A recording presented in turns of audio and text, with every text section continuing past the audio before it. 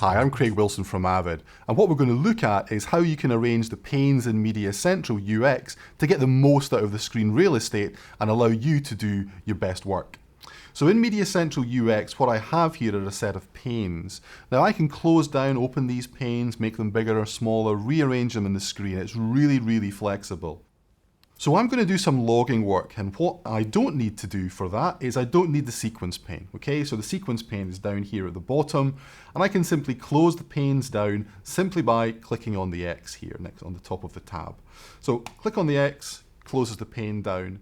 Now if I want to open the pane back up again, really simple, just go to the panes menu, click on it, and what you'll see in the panes menu is the panes which are grayed out are the ones you've got open at the moment. The ones which are in bold are the ones that you don't have just now. Now, depending on the layout that you're using, you might actually see some different panes here.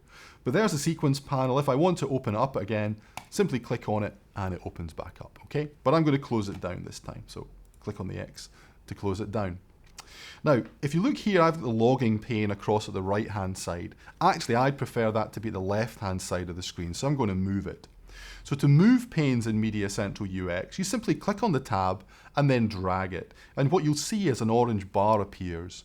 And basically that's where that pane is going to go when you let go of the mouse. So if I drag across here to the middle and let go of my mouse clip, it's going to go in as a tab.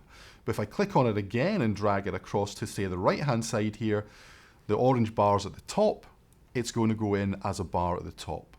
But actually I want to have it across here at the left-hand side. So I'm just going to select it, drag it across, and put it in as a tab here at the left-hand side.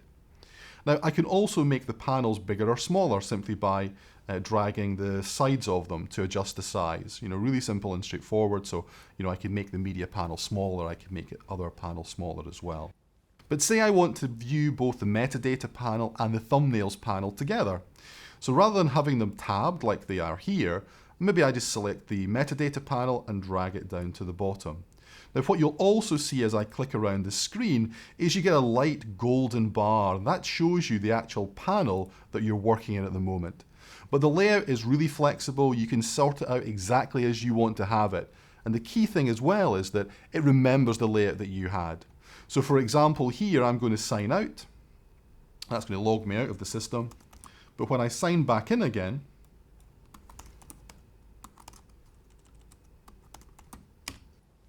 it's actually going to remember the last layout that I had. So once you've set up the layouts that you need, it will always come back to the last layout that you had to allow you to then just carry on with what you're doing.